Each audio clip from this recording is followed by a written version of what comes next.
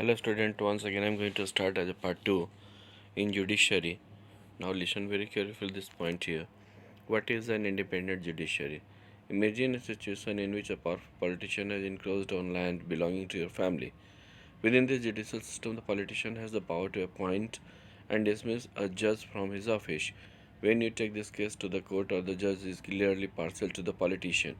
ऐसा होता है कि ऐसी स्थिति में अगर पावरफुल पॉलिटिशियन अगर आपकी ज़मीन को दखलंदाजी करता है तो जुडिशल सिस्टम के अंतर्गत तो वह अपने पावर के अकॉर्डिंग जो है वह जज को ऑफिस में अपॉइंट और डिसमिस करने का प्रोविज़न रखता है।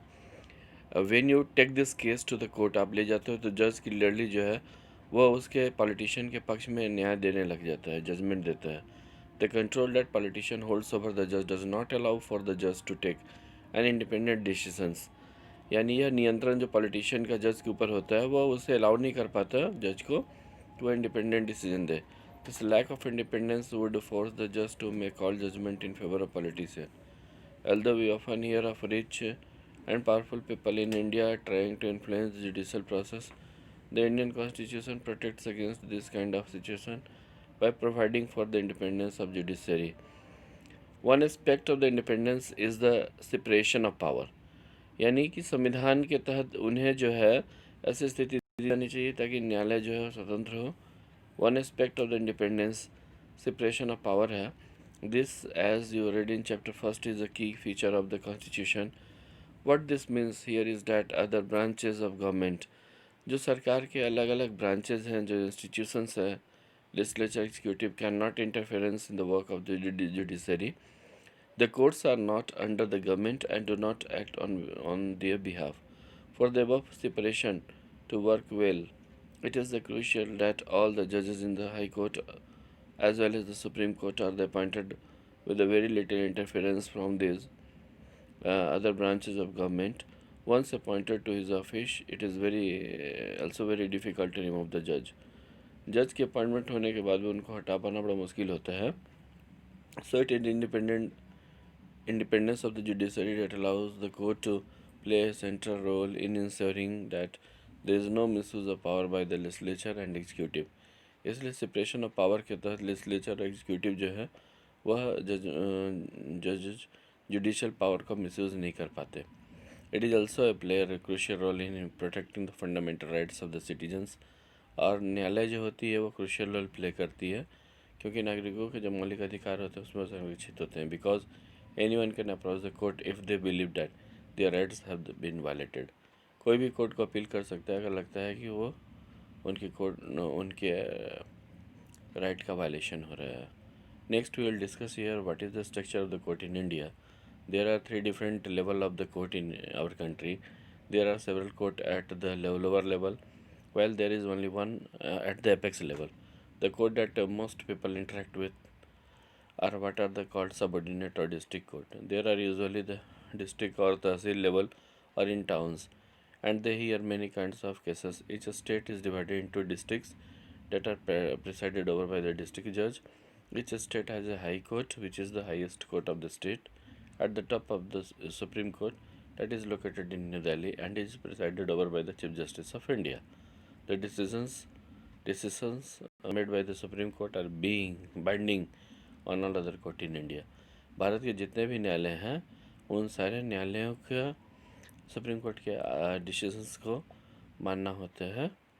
अगर हम देखें तो structure of the court from the lower to the highest level is such that it is resemble a pyramid. Having read the descriptions above, can you fill out about which type of courts would exist at what level in the following diagram? Okay, now you can see next here. High Court were the first established in the 3 president cities of Calcutta, Bombay and Madras in 1862. The High Court in Delhi. High Court of Delhi came up to 1966. Currently there are 25 High Court, while many states have their own High Court. Punjab, Haryana share a common High Court, and Chandigarh and fourth north state of the Assam, Nagaland, Mizoram, Arunachal Pradesh have a common High Court at Guwahati. Andhra Pradesh, Amravati and Telangana, Hyderabad have a separate High Court. From 1 January 2019, some High Courts have benches in other part of the state for the greater accessibility. Are these different of the courts connected to each other? Yes, they are. In India, we have an integrated judicial system. Bharat के अंदर सारे न्यायालय प्रक्रिया एक दूसरे से जुड़ी है, meaning that the decisions made by the higher court are binding on the lower court. Another way to understand this integration is through the appellate system that exists in India. This means that a person can appeal to the high court if they believe that the judgment passed by the lower court is not just. Let us understand what we mean by the appellate system by tracking key S.st.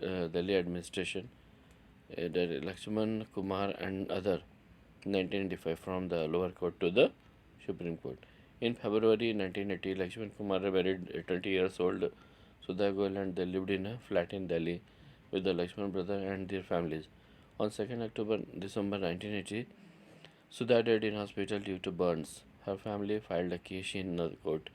When this case was heard in the trial court, four of other neighbors were called in as witness.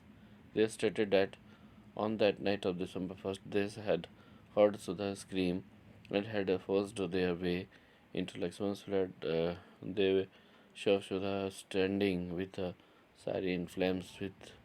They extinguished the fire by wrapping Sudha in a gunny bag and a blanket. Sudha told them that her mother-in-law, Sakuntala, had poured kerosene oil on her and that her husband Lakshman had lit the fire. During the trial,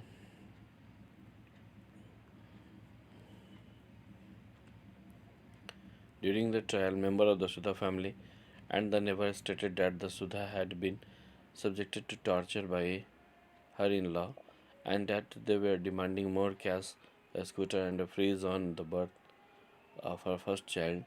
As part of their defense, Lakshman and his mother stated that Sudha Sari had accidentally caught fire while she was heating milk. On the basis of this and other evidence, the trial court convicted Lakshman, his mother Shakuntala, and his brother-in-law Subhash Chandra, and sentenced all three of them to death. In November 1983, the three accused went to the High Court to appeal against the verdict of the trial court.